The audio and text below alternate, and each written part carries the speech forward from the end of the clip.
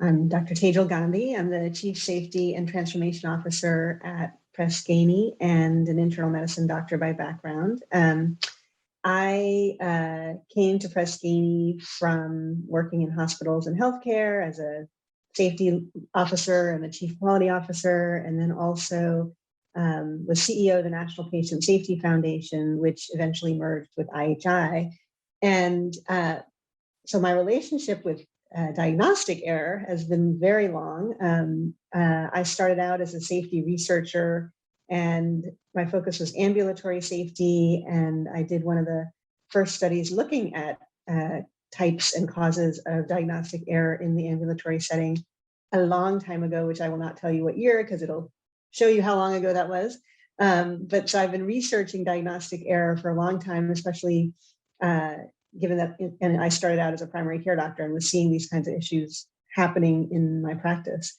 But my connection with SIDM really began when I was CEO of the National Patient Safety Foundation, and we collaborated quite a bit at that time, as well as in my time at IHI. And so I've participated in projects with SIDM and invited them to participate in work that I've been doing, and it's been a great collaboration.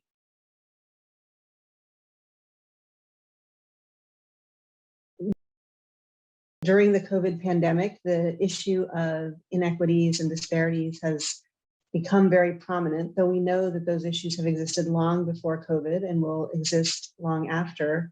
And I think one of the things we've learned is we really haven't necessarily applied the equity lens to all of the work that we've been doing in patient safety for the last 20 years and in issues such as diagnosis. And so, the way I look at it is we, first of all, need to be spending much more time thinking about diagnostic error, because that's been kind of an area of safety that hasn't had the attention that it needs.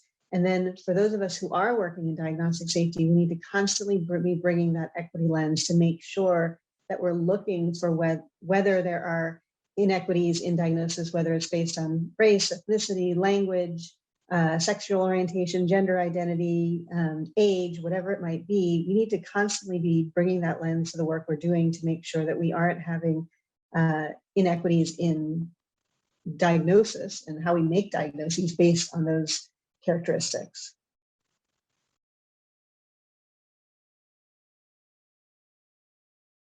COVID has highlighted inequities in so many ways, and I think, a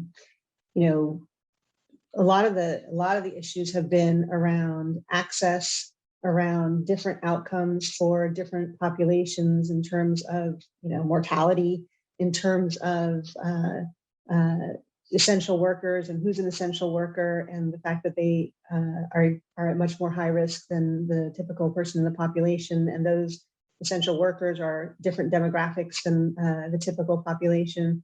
So, it's really highlighted so many different areas in terms of outcomes, in terms of access, in terms of even experiences in care. There are many stories from patients who have said that, they weren't really listened to during COVID with symptoms they were complaining about, et cetera, which led to delays in testing or treatment. And so,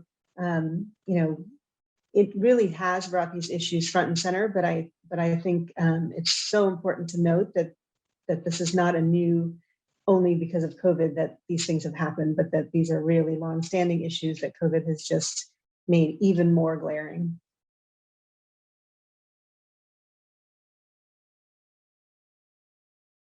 I think generally speaking, telehealth has been a great thing, because when people weren't able to physically come in and see their providers, it really provided a way to connect with healthcare and be able to get the care that they needed. And so, I think it's been great that we were able to kind of react so quickly to what was happening and expand telemedicine, so aggressively. Any new technology, though, introduces potentially new problems. And so I think the patient safety piece of it is interesting, because it's probably helped with patient safety in many ways, because people got care that they otherwise wouldn't have. On the other hand, there could be unintended safety consequences that we need to better understand. So, has it led to potentially missed or delayed diagnosis because, people relied on history and not on being able to examine a patient, for example? And did that lead to something getting missed that then eventually was identified later when things got worse? And so, I think overall it's been a real positive, but we should just constantly be monitoring to make sure there's not some of these unintended consequences, and then figure out how we're going to actually mitigate those. I mean, there's ways to ensure our telemedicine processes are really robust, that we have ways to escalate, that patients know if things aren't getting better, what they need to do, et cetera. So we just need to build in those processes. And, the other piece to telemedicine that I think is really important to be assessing as we go forward is the impact on health equity. Is access to telemedicine the same for everyone, or are there certain populations that are really disadvantaged who don't have access to those technologies? How does it work for patients who don't speak English, and are there just as good opportunities for those patients, et cetera? So there is the potential to widen the gap around equity with telemedicine, so we need to really focus on that as we go forward.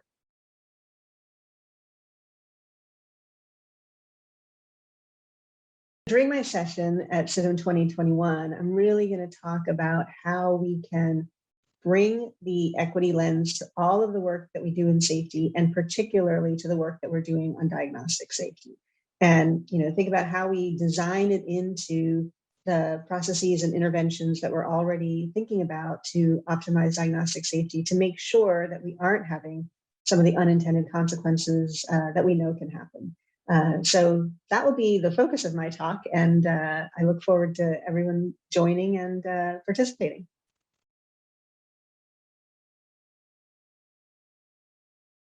I am really looking forward to the conversations across the panelists and with the participants to really understand what are some of the issues that they have been dealing with related to diagnostic error, especially over the last 18 months, and more importantly, what are some of the strategies that have really been effective to try to advance our progress in diagnostic safety. So, to me, the cross learning and sharing, and really hearing from everybody who is focused on this issue is the best part for me.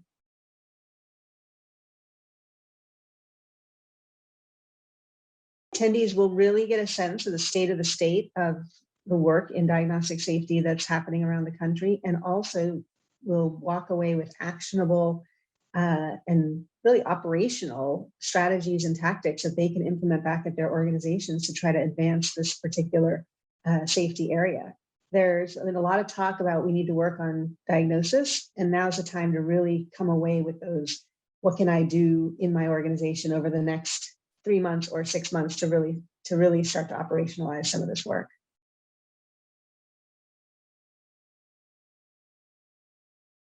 Well, as I mentioned at the start, I've been working on this area of diagnostic safety for a long time, and I really appreciate that this is the focus of SIDM, and I really appreciate that this is an interest and focus area for all of the participants, because it has been, this area has been kind of under the radar for a long time, and I think it's really up to this group to bring it front and center. So I appreciate everyone's time, attention, and focus on this area as we go forward.